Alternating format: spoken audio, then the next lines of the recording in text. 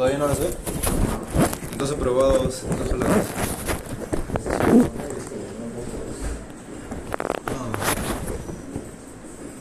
Sí, pues.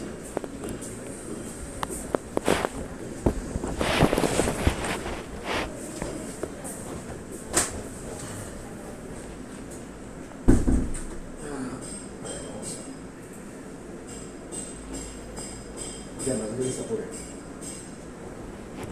Sí, dicen que ya vinieron. No.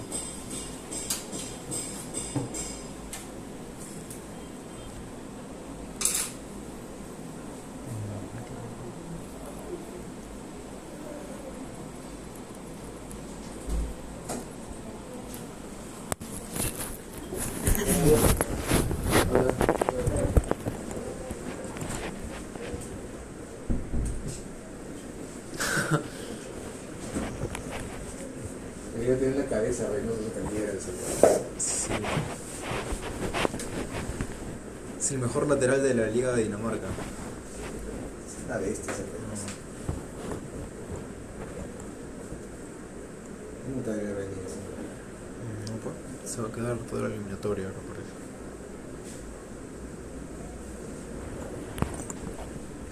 Bueno, es todo producto de la decadencia de este profesor. Igual que la nota de los exámenes. El producto de la decadencia. No estamos en decadencia, nos estamos manteniendo. Debería mejorarlos. Sí.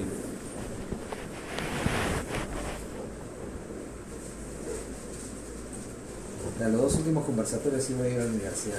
¿Sí? ¿De verdad? Sí, sí puedo ir. O sea, ¿Para neuro? ¿Ah?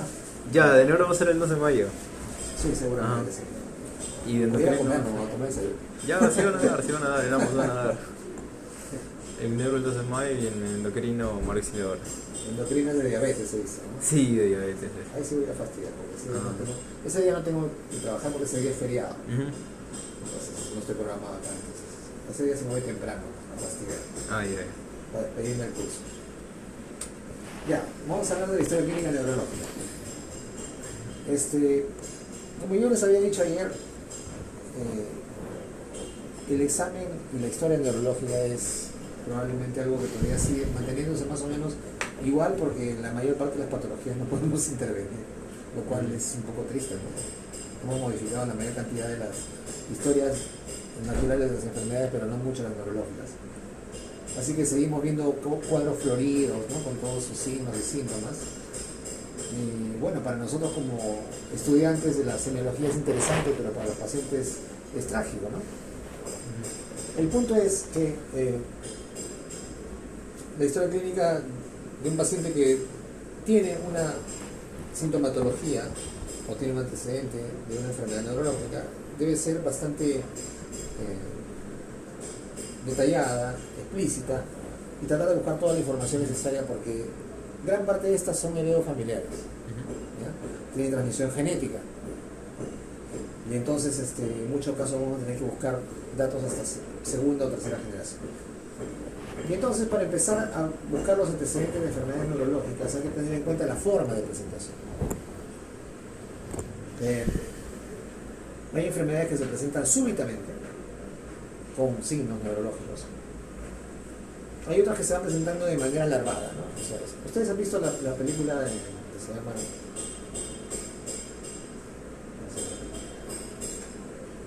La teoría del todo. ¿Saben quién fue Stephen Hawking? Sí. ¿Quién fue? Jugador de Inglaterra. Un físico. Un físico teórico, ¿no? Probablemente la mente más brillante después de haber visto. Del siglo. ¿Qué? A ver, a pesar de que tenía bastante limitación. ¿Cuál era su limitación?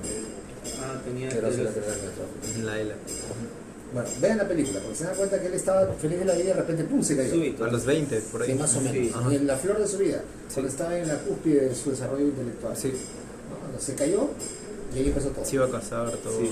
Se casó. No, se casó. Se casó. Sí, se había casado. Se casó, tuvo sus hijos, se divorció, se casó de nuevo. Ujú. O sea que con el ojito nomás hacía la No. cosa, ¿no? Mm, Porque con al el final el ojito. ojito nomás era lo que movía, Ah. la pupila. Sí. Tenía el visor aquí que interpretaba los movimientos de la pupila. Entonces, este hombre estaba encerrada en un cuerpo, pero su mente siempre funcionó. Y esta es la historia de él, es la historia típica de las enfermedades degenerativas de la neurona motora, ¿no? Se empieza en la juventud, en la etapa de máxima producción, y luego empiezan poco a poco a progresar, ¿no? En un lapso corto o largo de tiempo, dependiendo de la enfermedad, van a producir pues el cuadro clínico florido, ¿no? Y en el caso de la esclerosis lateral amiotrófica, ya saben todo, entonces una parálisis ascendente, empiezan los miembros inferiores de manera ascendente hasta que compromete ya la parte respiratoria, y el paciente, si no tiene medios para tener un ventilador permanente, se va a morir. Hay otras enfermedades que aparecen más tardíamente, de manera más larvada. Y vamos a ver, me he concentrado al final en una de ellas porque seguramente que no la vamos a ver, porque es difícil de ver, se ve muy poco. He puesto algunos videos para poder revisar cómo se ven los pacientes de esta enfermedad. Hay que tener en cuenta también el tiempo de evolución de la sintomatología. Este es un cuadrito que está ahí en el argente, ¿no? Y si bien es medio primitivo, pero es acertado hasta cierto punto, ¿no? Cuando evoluciona de manera aguda una enfermedad y tiene un cuadro focal, usualmente es vascular. Ejemplo, DBC, ACV isquémico, neurólogo. Este segmento es neurólogo, el anterior estaba perdido. Si es agudo y es generalizado, es toxometabólico. Ejemplo, vamos. ¿Cómo así toxometabólico? O sea, no es vascular, sino tóxico o metabólico. Ah, ya, encefalopatía. Ahí está, Encefalopatía. ¿Hepática o renal? O urémica. Urémica, claro. O sea, miren, o sea, si se cumple este cuadrito primitivo. Si la presentación es aguda y es generalizado, es tóxico o metabólico. ¿Ustedes se acuerdan? No se acuerdan, porque no han visto, pero se supone que iban a ver. Miren, por favor, algunas de las discusiones de House. Y él le va a decir, si es agudo y es generalizado, entonces es metabólico, es sistémico, tal cual. ¿Ya? Estas son formas de sistematizar la información para que ustedes puedan rápidamente descartar otros problemas. Si es subagudo, o sea, ya no es tan agudo, está presente en semana, ¿no? Y es focal, es inflamatorio. Bueno, si es subagudo, en general es inflamatorio. ¿Ya? Puede ser focal o generalizado. Y aquí, ahí tenemos un montón de causas, ¿no? Meningitis es infeccioso. ¿Y por parásito dónde entraría? ¿Que produzcan cuadro neurológico? Sí. Entraría casi en subagudo, ¿no? O sea, entraría más o menos en subagudo. Neurocisticercosis. Si es crónico y es focal, porque eso dicen clásico, ¿no? Paciente que es un paciente avanzada, tiene una enfermedad crónica, de repente focaliza y no tiene hipertensión ni nada, eso es tumoral. Un tumor, a descartar lo contrario. Paciente que nunca tuvo migraña y debuta con migraña a partir de los 40, 50 años, eso es tumoración. ¿Acá podrían entrar las hernias? Las hernias son más bien subagudas, ¿no? Sí, subagudas, ¿no? Inflamación sería. Claro, porque es la inflamación del nervio, ¿no? Por el estrés mecánico. O el exceso de líquido cefalorraquídeo. El exceso de líquido cefalorraquídeo sería hidrocefalia. Hidrocefalia. Aneurisma es otra cosa. ¿Vascular? Aneurisma es una dilatación. Cuando se rompe, no produce ningún síntoma hasta que se rompa. Si se rompe es agudo. La hidrocefalia sería crónica. Claro. Si es crónico y es generalizado, debe ser generativo. Alzheimer. Alzheimer, efectivamente. Muy bien. ¿Ok? Tener en cuenta que, como ya les dije, hay enfermedades que son heredofamiliares, ¿no? Yo diría que más de la mitad de las enfermedades neurológicas son heredofamiliares. Y no se pueden prevenir, ¿verdad? No. Si son genéticas, no. Si mi familia una tuvo cosa Alzheimer, distinta es que una enfermedad sea hereditaria, otra cosa que sea genética. Genética es la que tiene una base en el genoma. Hereditaria no necesariamente, no puede ser multifactorial, no está determinada por el genoma. No está, mejor dicho, no está ligada a la herencia mendeliana, la herencia clásica, ¿no? Autosómica dominante, autosómica recesiva. Usualmente esas enfermedades decimos genéticas. Las hereditarias que tienen otros mecanismos de herencia no mendelianos, esas son hereditarias. ¿Como el cáncer? Sí, Esa sí se puede prevenir. hereditarias no genéticas. Sí. Claro. El cáncer pues es una enfermedad multifactorial, pero ustedes saben que de base hay un protoncogenes, ¿no? Claro. Por eso que preguntamos, ¿tu mamá tuvo cáncer? ¿Tu abuelo tuvo cáncer? Ya, aquí esto es lo que he podido recopilar más o menos, y es importante y es interesante y efectivamente ocurre así, ¿ya? O sea, son datos aislados que no nos van a dar el diagnóstico, y ustedes saben, ¿no? O sea, hay cosas que simplemente son datos que tenemos, pero no nos dan el diagnóstico de manera contundente, pero sí nos permiten orientar el diagnóstico. Y eso sí es algo con lo cual yo concuerdo, ¿no? O sea, nosotros estamos obligados a aprender los dos tipos de diagnóstico, el diagnóstico de tipo patrón y el diagnóstico probabilístico, porque nuestro cerebro de manera intuitiva lo primero que busca es un patrón, o sea, algo que vio, algo que escuchó, algo que aprendió. Pues si no tenemos un patrón, no podemos saber lo que estamos buscando. Nuestro primer patrón tiene que ser saber la nosología bien, que eso lo van a terminar de aprender en medicina interna, y lo otro saber, por ejemplo, en qué edad se presentan algunas enfermedades. Y eso me permite rapidito, nomás viendo al paciente, su edad, ya descartar un montón de cosas, ¿no? Con gran probabilidad de acierto. Por ejemplo, la epilepsia o en general las convulsiones tienen dos picos, ¿no? Una es en la niñez y adolescencia, que es donde debuta la epilepsia primaria, o sea, la epilepsia normal, común y corriente. Lo que le decían antes el gran mal o el petit mal, esos franceses le metían nombres estúpidos a todo, pero los franceses son culpables de la semiología antigua, ¿no? Porque veían mucho, pues, o sea, y escribían, ¿no? Y registraban. Culpables entre comillas, ¿no? Ustedes saben que me estoy burlando un poco. Claro. ¿Los ingleses no hacían eso en ese tiempo? La semiología fue más de los franceses, los ingleses descubrían cosas, ¿no? Harvey, ¿no? ¿Tu revista? Sí. El British. Claro, sí, los ingleses publicaban bastante. Los franceses escribían mucho, ¿no? Y le ponían nombre a todo, ¿no? Los alemanes. Los alemanes mataban judíos. Los alemanes eran muy buenos, siempre han sido muy buenos conquistando territorios. Desde que Cayó eran Roma. godos, visigodos. Salvajes. Sí. Y después han sido muy buenos construyendo y destruyendo. Los alemanes, pienso yo que creyeron que podían ser superiores al resto, ¿no? Y finalmente pues la historia les dio un encontrable, ¿no? Por más que hay gente que es medio negacionista, pero es, o sea, sería casi como negar la redondez de la Tierra, negar que hubo un holocausto y que se exterminó un montón de gente. Ya, entonces, el primer pico es en la niñez y la adolescencia. Y el segundo, ya no es la epilepsia exactamente, es las convulsiones que ocurren de los 60 en adelante y lamentablemente están relacionadas a problemas degenerativos como la enfermedad cerebrovascular y neoplasias que también son preocupantes, ¿no? El problema de las neoplasias en el cerebro no es tanto que sean muy malignas o muy agresivas, Sino que no hay lugar donde puedan crecer. exacto, entonces ocupan espacio y al expandirse comprimen todos los órganos que se encuentran. Los 3-4 cosas que hay, ¿no? O sea, el cerebro, el cerebelo y el tallo cerebral. Entonces, dependiendo de dónde están ubicados y dónde compriman y por dónde avancen, van a producir toda la sintomatología del cuadro clínico. Y ese es el problema, pues no tiene dónde expandirse, ¿no? Efectivamente, ese es el problema. Eso es lo que le confiere su grado de malignidad a los tumores cerebrales independientemente Así de sean benignos. independientemente de su histología. En cuanto a las cefaleas, el comienzo de la migraña usualmente es el tipo de cefalea más común, más frecuente. Usualmente puede verse en la niñez o en la adolescencia, ¿no? O sea, sí hay esa historia, ¿no? Los niños que empiezan a quejarse de dolor de cabeza en los últimos años de secundaria, y uno tiene que descartar pues, que haya primero la necesidad, pero si no hay nada, puede ser que aparezca en esta edad. Un tipo especial de cefalea que es el neuralgia del trigémino, que es terrible cuando duele, ¿no? Es casi exclusiva de adultos y adultos mayores. A menos que, como dice aquí, esto lo he notado porque es muy importante, a menos que la neuralgia del trigémino sea una manifestación de esclerosis múltiple. Es una enfermedad degenerativa. ¿Qué pasa en la esclerosis múltiple? ¿Has escuchado hablar? Esclerosis múltiple, esclerosis en placas.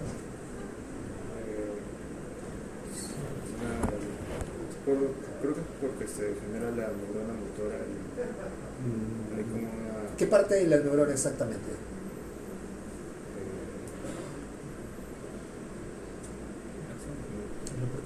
Si no me equivoco. No sé, somos de minimización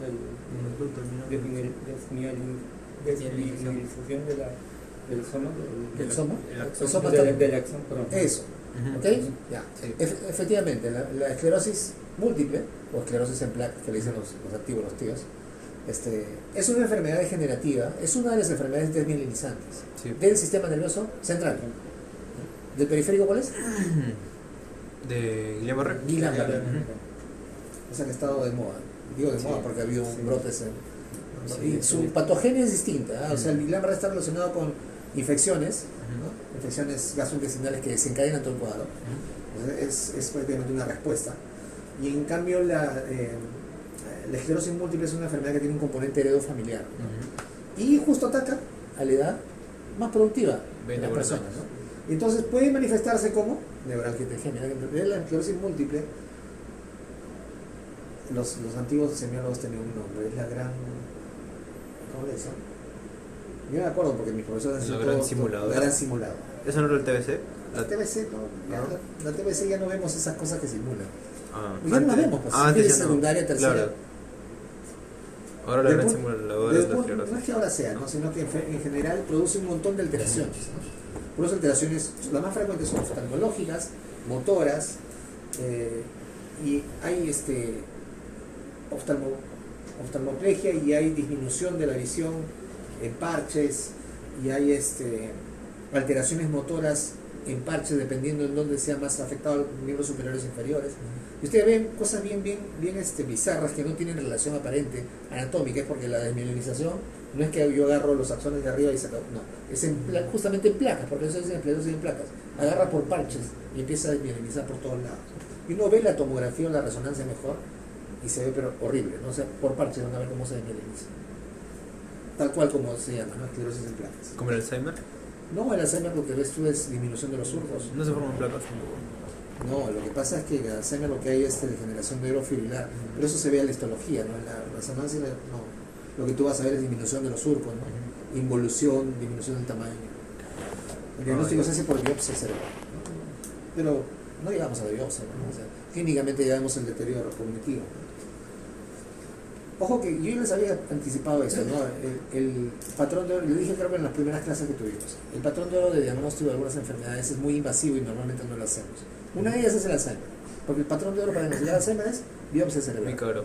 No, no es muy caro, te vas a biopsiar a todos los abuelitos que están con demencia. ¿Para qué? Sí, bueno. Si ya sabes, ves cómo se deteriora la parte cognitiva, ¿no? Las enfermedades cerebrovasculares son características de la etapa adulta, ¿no? Excepto en causas secundarias. Acá le puse el lupus, ¿no? O sea, el lupus produce, si tiene el paciente con lupus síndrome antifosfolipídico, va a ser un stroke isquémico, pero va a ser joven. No sé si les conté que yo tengo una prima que tiene lupus. ¿No? Y mi prima debutó como a los 25 con un stroke. Yo sabía que tenía lupus y tenía lupus. Tiene lupus. Todavía está viva. Vive en el extranjero. No he llegado a la insuficiencia todavía. Creo que ya tiene falla renal.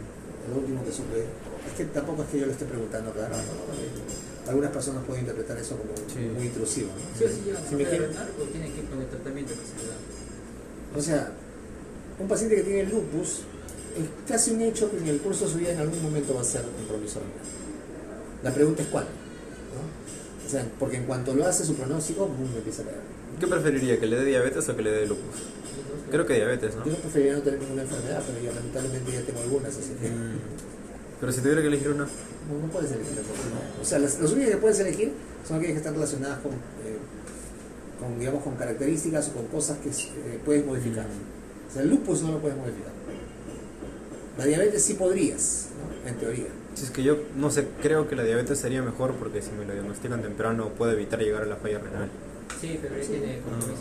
Sí, pero no solamente es el riñón, ¿no? Esa es la visión, es, También. no yo nada que no. Es un montón de- son Y un la montón de calidad, cosas. la calidad de vida ya de su prima es En mejor el que la- extranjero, por supuesto, bien en Europa. si estuviera acá, ya estuviera Tiene más. seguro, cualquier cosa se va al hospital. Sí. El Estado paga todo. ¿Han ido a Europa? No. Vayan, chicos. Vean la diferencia entre el primer mundo y En Japón Algún día. está- el caos en el que vivimos. En Japón, ¿no? Sí, es otro mundo. ¿Has ido a Japón? Sí. Bueno, Japón es también otro mundo, ¿no? Sí. Japón y Asia en general, Japón, Hace oriental al equipo. Al equipo. Arequipa no cuenta. Es otro mundo. Hace oriental nomás, creo. ¿Eh? Japón, la costa de China, Hong Kong, Corea del Sur. Corea, ¿no? Singapur. Singapur también. Creo que ahí buscan que sean todos ricos o que todos dejen de ser pobres. Era algo así su lema, Sí. no me acuerdo.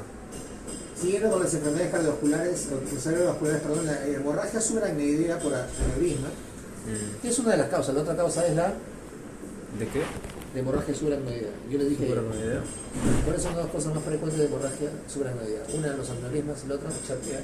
¿qué? Hipertensión. No, Así. no. Hemorragia de los aneurismas. Hemorragia subaracnoidea. Ah, ya, Producida por dos. Ah, ya, por cama. No. Ah, singular. No. Subdural. Hemorragia subaracnoidea. Acá está. Hemorragia super. Yo les dije ayer, son producidas porque se rompe el aneurisma, se rompe Un ventrículo.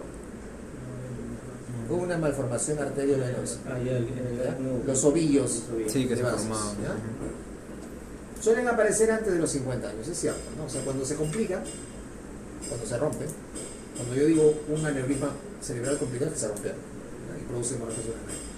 Suele aparecer antes de los 50 años, ¿no? Y la gente no sabe, pues, no sabe que lo tiene, hasta que se rompe. Y ese es el problema. Algunos son pequeñitos, se rompen y bueno, tienen un poco de cefalea, náuseas, vómitos, hipertensión Eso es arterial, ACV, ¿no? y pasa. Pero No también- es una ACV exactamente, es una hemorragia subaracnoidea por ruptura del aneurisma. No confundan las cosas. El ACV está relacionado directamente con trombosis o embolia en la arteria, no con ruptura. El ACV es parenquimal, ¿verdad? Llega a ser parenquimal cuando Depende. no puede pasar. Cuando no puede pasar por el trombo y expulsión total, Lo que pasa es que el ACV hipertensivo Ujú. es intraparenquimal. Claro. ¿Ya? El ACV hipertensivo es intraparenquimal, ¿no? Y usualmente está en la cápsula interna, ¿no? Por ahí. Ahí ese es el típico ACV. Isquémico, trombótico de la hipertensión. Y el hemorrágico La hemorragia produce hemorragia subaracnoidea. ya no es intraparenquimal. No, pues, ¿por dónde pasan los vasos? Por Por fuera. fuera. Y luego profundizan. Pero se rompen por fuera. Por dentro no se rompen. Las neuropatías son más frecuentes en la adultez, diabética y alcohólica, esas que saben ustedes. Y las hereditarias en la infancia y juventud, no. O sea, acá no hay mucho, digamos que no hay mucha ciencia, no es más o menos sentido común. Las enfermedades que son hereditarias son más frecuentes en la juventud o en la infancia. Las miopatías, igual, ¿no? Distrofias musculares empiezan en la infancia, en el adulto, que es la distrofia miotónica de Steiner, que es la distrofia de la miopatía más frecuente en adultos. Y vamos a ver una foto. Tienen una fase característica. Los trastornos de movimiento, en general, son todo un espectro de enfermedades. Tengo un amigo que es neurólogo especialista en trastornos de movimiento, ¿no? Solamente se especializa en esto. El Parkinson, ya saben ustedes, es una enfermedad de adultos mayores. Las enfermedades genéticas, obviamente, se empiezan a presentar un poco antes, ¿no? El Huntington tiene varios momentos de aparición, pero usualmente es cuando uno está en la cima de sus capacidades, entre los 20, 40, 50 años. Pero el problema con el Huntington es que tiene lo que se llama anticipación genética. ¿Qué significa eso? Si yo tengo Huntington y mi hijo tiene Huntington, si yo debuté a los 50, él seguramente va a debutar antes y va a ser peor. Por eso la consejería genética para los que tienen Huntington es que No tengo ni idea. no se reproduzcan, igual que Reynoso. No se reproduzcan. La Corea de Sydenham en niños y adolescentes, que está relacionada con infecciones estreptocócicas sobre todo. La miastenia, ¿han visto pacientes con miastenia? Con miastenia gravis, ¿no? No. Es una enfermedad que es una, digamos que la forma de decirlo es una enfermedad por agotamiento, ¿no? Se agota la unión neuromuscular y entonces se produce una paresia. Una fase característica tiene. Exacto, una fase característica. Ahora vamos a ver una foto. Mujeres jóvenes, adolescentes, y cuando es en hombres es adultos mayores. ¿Ok? Cuando aparece miastenia gravis en mujeres es en su edad joven. Tengo una amiga, un compañero, una persona que tiene miastenia. Justo debutó cuando estábamos en la universidad. Y en adultos mayores, cuando son hombres debutan cuando son adultos mayores. Bueno, la demencia ya sabemos, en adultos mayores, mayores de 60 años, más prevalente, mayores de 80. Otras demencias familiares pueden iniciar alrededor de los 45 o 60 años. Y también enfermedades relacionadas con priones, como la enfermedad de Creutzfeldt-Jakob, ¿okay? Que es la encefalopatía espongiforme, causada por priones. Aquí miren, este es el patrón característico de la enfermedad de Steiner, la distrofia miotónica de Steiner. Esta es la facies. Calvicie frontal, la cara con apariencia distrófica, con una cara delgada. Miren el cuello, una cara como de pajarito, ¿no? Esta es la facies típica del paciente que tiene distrofia miotónica de Steiner. Esta es Miastenia gravis. miastenia gravis. Es una mujer joven, miren cómo se agota, ¿no? Justamente uno le hace abrir y cerrar los ojos varias veces y pum, llega un momento en el cual se paraliza. O más fácil, no le pongo neostimina o fisostimina, pero no, pues o sea, si uno no tiene esos medicamentos a la mano, vamos a tener esta fase característica con la tos y palpebral. Bueno, aquí para ver los cambios histológicos de la encefalopatía espongiforme, y esta es la distrofia muscular de Duchenne, que es otra miopatía, de esas hereditarias, que es probablemente una de las más graves. Mira, a los 15 años el paciente ya está completamente limitado. Hay hipertrofia de los músculos de la pantorrilla. Miren esa posición característica a los 6 años, a los 15 años ya está completamente discapacitado. ¿Cómo se para el paciente que tiene distrofia de Duchenne? Todo lo que tiene que hacer para pararse y llegar finalmente a esta posición. Las enfermedades son realmente trágicas, ¿no? Porque ya a los 15 años, o por ahí, ¿no? En la adolescencia ya está incapacitado. Calidad de vida disminuida. En otros países tienen programas en los cuales el Estado asiste bastante, ¿no? Los propios pacientes que tienen trastornos de la personalidad, por ejemplo, todos los trastornos del espectro autista son completamente funcionales. Había una serie, yo les invito a que vean, hay una serie en Netflix, creo que es en Netflix. The Good Doctor. No estoy seguro. ¿Ah? The Good Doctor. ¿Qué? The Good Doctor. No, esa no. The Good Doctor es un drama, es una novela. Es un culebro, con un fondo medio. Series médicas, House, ER. Así médicas que debería. ER, pero hasta la temporada 6 más o menos. Después ya se vuelve también un culebro. No, les estaba diciendo que hay una serie, creo que es en Netflix, donde en esa serie es un reality de parejas, pero no son parejas convencionales, son parejas todas con trastorno del espectro autista. Entonces van a aprender a ver cómo ellos miran el mundo y cómo se enamoran, y cómo hacen parejas y cómo rechazan parejas. Y cómo les afecta en la parte emotiva y en la parte, digamos, de su vida. Y cómo viven, porque ellos no solamente miran a los muchachos, sino a la familia, ¿no? Cómo lidian ellos con el problema, que para ellos no es un problema, porque están completamente integrados en la sociedad. Aquí no, aquí los separan, los miran feo, los insultan. Por eso digo, estamos en una jungla comparado con otros países. Ese programa era en Canadá, creo que es. Ya, entonces, Es Netflix, ¿no? creo que está en Netflix, no me acuerdo el nombre ahora. Yo me he visto todas las 3 temporadas, creo que las temporadas que tengo.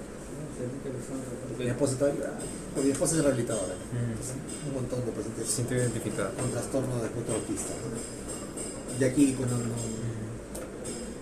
lamentablemente acá discriminamos hasta los venenos, por eso. El síndrome de espectro autista también puede tener una buena calidad de vida. Sí. Sí, ¿no? A diferencia de- Es que eso depende de las políticas inclusivas que tenga el Estado, ¿no? Soy. Y el tipo de Mira toda medicación la- también, ¿no? Claro, todas las artes trogloditas que tenemos en el Estado, ¿no? Sí. Y encima habiendo un congresista que es homosexual, es el más discriminado. Ya, hay enfermedades que aparecen con más frecuencia, dependiendo del sexo, ¿no? En varones, aquí está, miastenia gravis en adultos mayores. En mujeres, miastenia gravis en la juventud. La esclerosis lateral amiotrófica efectivamente es más frecuente en varones. La amiloidosis también es frecuente en varones. En mujeres más la migraña, la esclerosis múltiple. El Alzheimer numéricamente es mayor en mujeres. Sí. ¿Sí? Y los aneurismas cerebrales congénitos son más frecuentes en mujeres. Y esta, por ejemplo, en varones por herencia recesiva ligada al cromosoma X, la distrofia de Duchenne y de Becker son ligadas al cromosoma X. El X frágil, que es un síndrome bien complejo. La enfermedad, estas no sé cuáles son, pero ahí están. No las conozco, no me las han presentado. Ahí está. La raza tiene que ver en algunas enfermedades. La raza negra, como ustedes saben, también tiene riesgo incrementado para hipertensión arterial severa. Entonces, por eso, hemorragia, y sobre todo hipertensiva, hemorragia. Sí. ¿Okay? Los negros hacen más hemorragias comparativamente con el resto de razas, ¿Por qué? porque sus presiones son más altas. ¿Okay? Los judíos eskenazis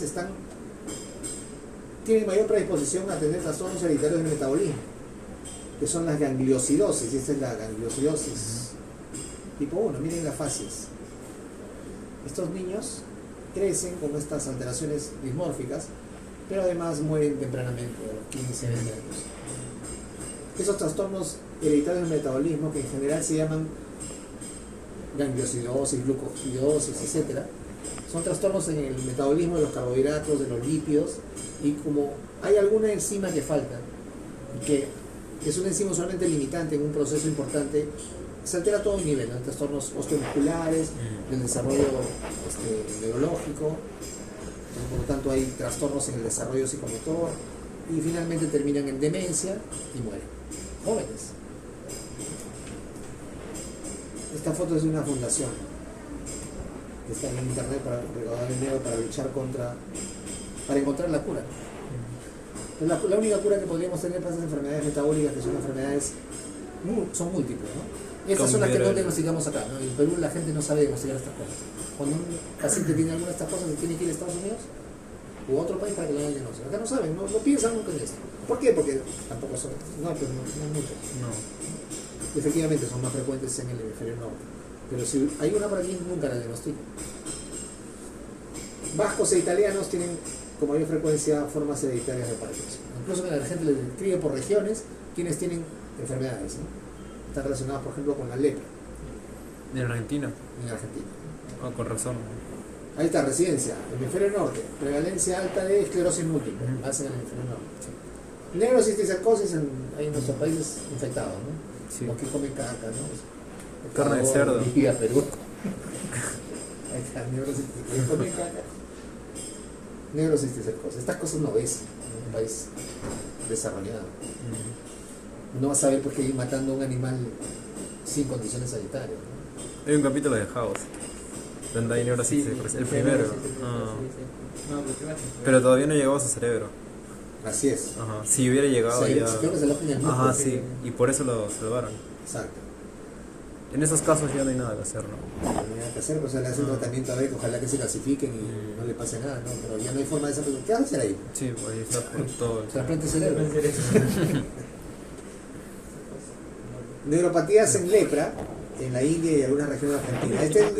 Yo les pasé una foto de esto. La mole. La fase leonina, ¿no? Ah, la mole. De la mole. La fase leonina de la mole es lepra. Lepra lepromatosa. Bacilo de Hansen, ¿no? Otro ácido alcohol resistente, como el bacilo de Koch. Los antecedentes personales en los pacientes tienen que ver mucho con algunas enfermedades. No voy a entrar en detalles, pero miren, todos los factores de riesgo cardiovascular para la enfermedad cerebrovascular. La fibrilación auricular para la enfermedad cerebrovascular perembólica. Consumo de alcohol para neuropatías, neurolépticos, antipsicóticos que producen parkinsonismo. Hay un montón de drogas que producen parkinsonismo sin que sea enfermedad de Parkinson.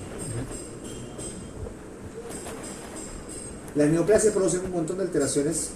Zoster, aparición de Zoster, neuropatías sensitivas. La sífilis terciaria, que ya no vemos, produce estas tres cosas: meningitis aguda, demencia y tabes dorsal. Ya ni me acuerdo qué otra tabes dorsal. Ya no vemos estas cosas, ¿no?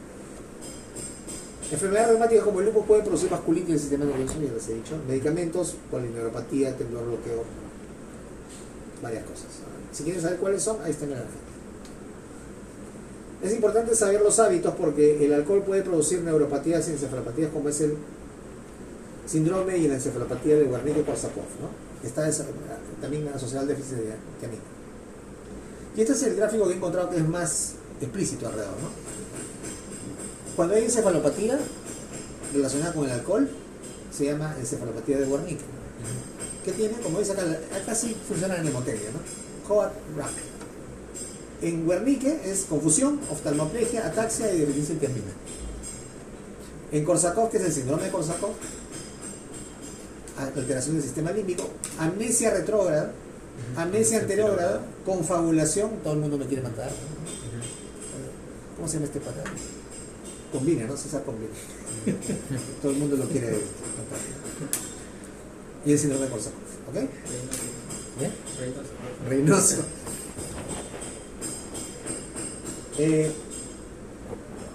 Con el consumo de tabaco está relacionado, bien saben ustedes, a las enfermedades cerebrovasculares y cardiovasculares. Esto es muy obvio, ¿no? Cuando alguien baja de peso mucho, uno puede estar pensando en una neoplasia de cualquier nivel, ¿no? ¿Cuáles son las neoplasias que producen más caquexia? Ustedes me preguntan. Las gastrointestinales, cáncer de estómago. Colon. de colon también. Páncreas, Páncreas, Esófago. esófago también, ¿no? Por ambas cosas. O sea, las gastrointestinales en general son las que producen mayor caquex. ¿Quién decide? Puede ser pulmón también, cuando hay cáncer de pulmón el paciente se le hace un doctor. Y creo que ahí dejamos de contar, ¿no? O sea, el resto todas bajan de peso, pero a veces son, seguramente, desde mi punto de vista empírico, no lo he confirmado, las que más bajan de peso. Hay unas enfermedades que empiezan con estreñimiento, el Parkinson, por ejemplo. ¿Okay? Neuropatías autonómicas. ¿Quiénes tienen neuropatías autonómicas? Los diabéticos. Neurovejiga. Sí. Un paciente diabético que empieza, bueno, vamos a hablar después de la neuropatía diabética, que es motora, sensitiva y autonómica, desde todo, ¿no? Por todos lados. Y entonces, parte de la afectación nerviosa neuropatía del paciente diabético es múltiple, ¿no? El paciente primero va, por ejemplo, lo más evidente, va a empezar a disminuir la sensibilidad profunda. Y eso se ve con el diapasón. O sea, no hay forma de que ustedes lo sepan si es que no le ponen el diapasón. Después va a haber, como parte de la neuropatía, pérdida del vello corporal en las zonas que son zonas androgénicas.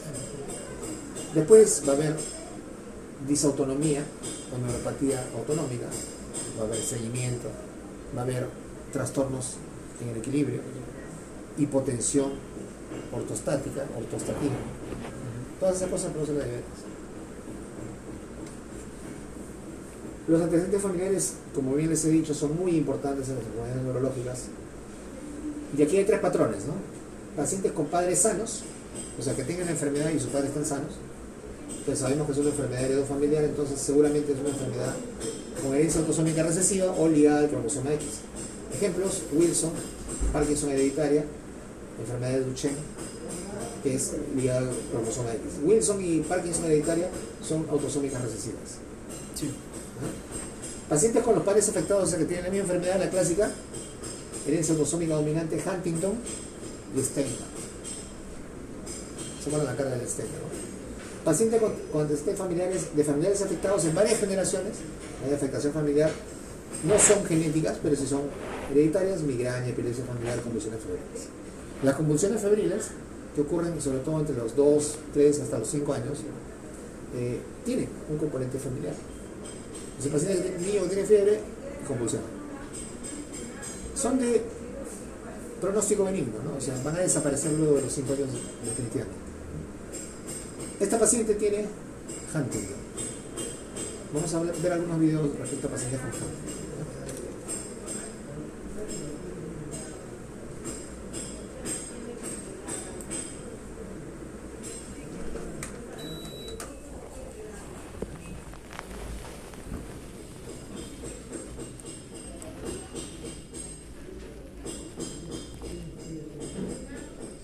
Subtítulos.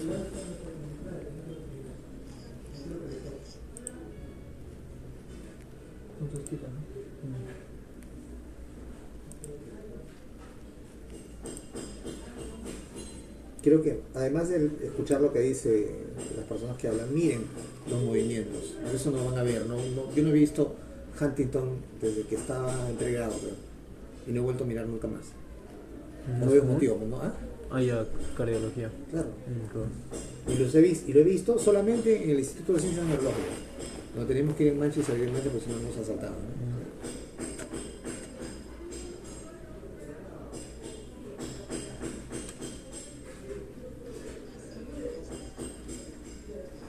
No funcionan los subtítulos.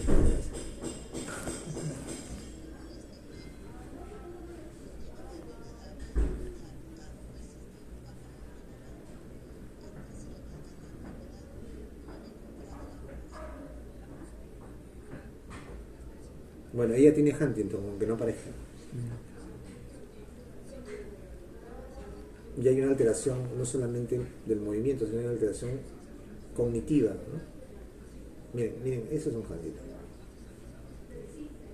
Un paciente que no está quieto, que está moviéndose, ¿no? Tiene corea, que son movimientos. La cola de Hunt. Y tiene atetosis, que es hacer estas cosas, ¿no? Miren, ¿se dan cuenta? Sí. En Corea son los movimientos involuntarios que no son rítmicos, y la tetosis son estos movimientos ondulantes. Comienzo a ver discapacidad mental también, doctor. Al comienzo no, pero progresivamente sí. Ahí está. También justo está pasando como para que lo miren. Terrible, los pacientes pierden todo, pierden trabajo. Aparte que se empieza a deteriorar la parte cognitiva, pierden los amigos, pierden todo. ¿Y ellos por qué no tienen? Está empezando recién. Seguramente está empezando.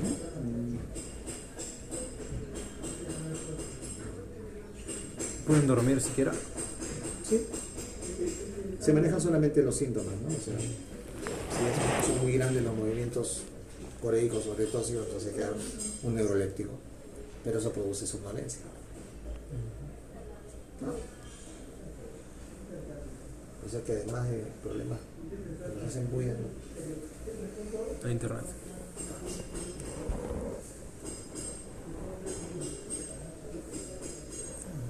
Cuidado, esto tiene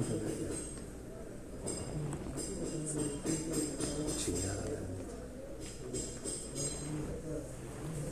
se puede confiar en el internet.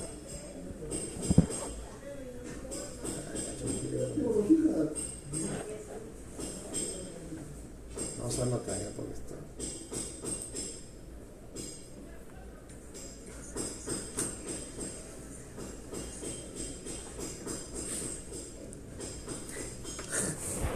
Horrible.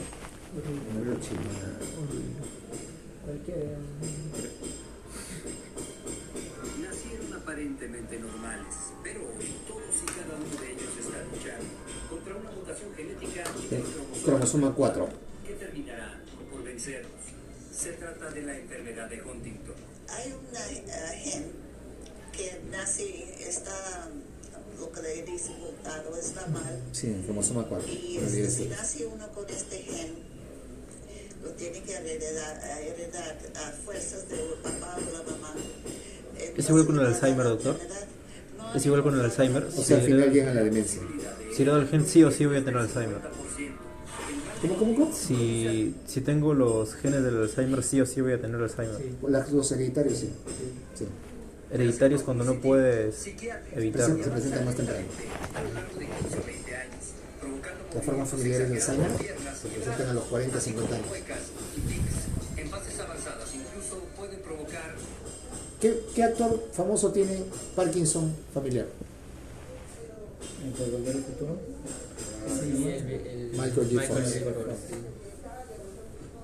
Esa es una forma agresiva, ¿no? Que aparece tempranamente. Tenía creo que 30 y tantos años cuando empezó con el Parkinson. Eso tiene una fundación.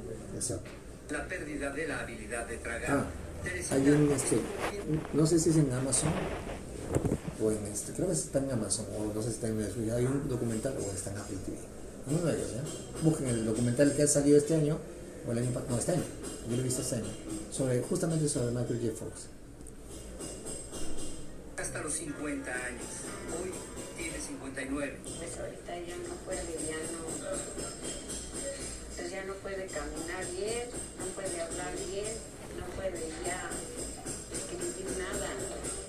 Si habla ya no se le entiende, ya no, porque esta enfermedad es agresiva, muy agresiva. Y desgraciadamente no tiene cura esto, no tiene cura, no. Han hecho muchos experimentos, pero no encuentran. El Huntington no deja de ser. Los síntomas, pero no la enfermedad. La enfermedad, cuando va progresando, no hay manera de mirar un paso por atrás. El mal lleva este nombre por el médico George Huntington, quien detectó el primer caso familiar en 1872. Margaret comenzó la Asociación Mexicana de Enfermedad de Huntington debido a que su marido murió a causa de ella a los 72 años. Pero sabe que hay muchos más casos de los que se piensa. Porque están teniendo hijos sin saber que tienen la enfermedad. Como nosotros, cuando yo empecé con Huntington, nada más conocí a una sola persona en la familia de mi marido. Ahorita hay 18. Y es que ignoraban tener la enfermedad, por lo que tuvieron 7 hijos. 4 de ellos la desarrollaron. Y uno de mis hijos ya murió también. Él vivió 18 años con la enfermedad, Mi esposo vivió 22. Exacto, el promedio son 15 años, 15, 18, 20 años. Después del diagnóstico, muere. Te están diciendo de que vas a morir. En demencia totalmente dependientes, sin poder controlar los movimientos involuntarios. ¿Pero la enfermedad los mata? La enfermedad mata por otras cosas secundarias. Pues, si no puedes controlar los movimientos, estás demente, necesitas asistencia permanente. No puedes ni siquiera alimentarlos porque se mueven como un trompo. Tienes que tenerlos echados donde se mueven, desarrollan escaras, se infectan, se mueren. Quizás 20 años antes o quizás 2. No sabes, ¿no? No te pueden decir cuándo. Ella se deprime mucho, luego se enoja, empieza a llorar. A Marcela le pasó también. Uno no piensa que se va a enfermar, pero sí, sí es muy difícil enfrentar Recién está la empezando. enfermedad. Sí, me entró una depresión muy fuerte. De hecho, la tasa de suicidios de la enfermedad de Huntington es muy alta. La verdad es que cuando uno la analiza se trata de una enfermedad terrible. Se mata Por igual a hombres, a mujeres, pero también hay que decirlo, profundamente afecta la vida de los familiares. Es una pesadilla.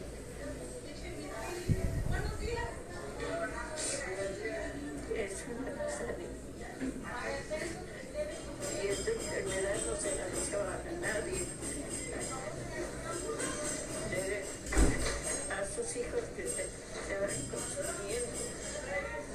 Mi hija era muy trabajadora.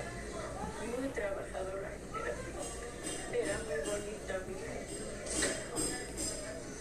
La Asociación de Margaret atiende gratuitamente a más de 230 personas con este mal hoy en día y a sus 88 años no pierden la esperanza de construir un albergue para ellos.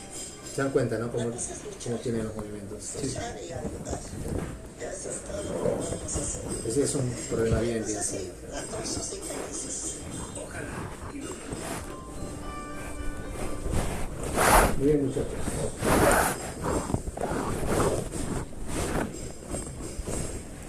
Eso es lo que tenemos que ver el día de hoy. Mañana vamos a empezar a ver la parte ya del examen en sí. Vamos a empezar con trastorno de conciencia. Luego vamos a ver. ¿Para escribirles? Sí, déjame ver cómo voy a organizar el orden. Ya. Son como 6 cosas que tenemos que ver. La marcha. Para planear los ejercicios. La conciencia. La marcha. Motor, sensitivo, parafranealis. Y algo más me queda. Movimientos involuntarios. Bueno, ya vamos a ver uno. Corea, atetosis y amibalismo son clásicamente los movimientos involuntarios en general, ¿no? Descritos en el teoría. ¿Les han dicho en este término ya supongo en las clases? Sí, el síndrome motor. Corea son movimientos, ¿no? De porciones regulares del cuerpo que no tienen un ritmo. La atetosis son los movimientos así como que estuvieran, ¿no? Pendientes.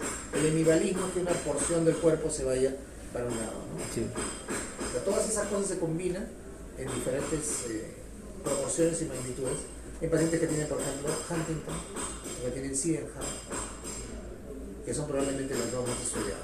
Huntington es la más estudiada. ¿Ya vieron quién tiene Huntington de House?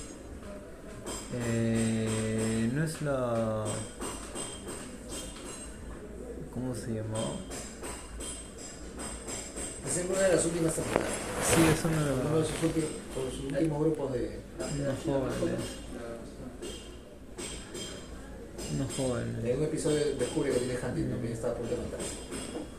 Ya muchachos, para que vean House. Nos vemos.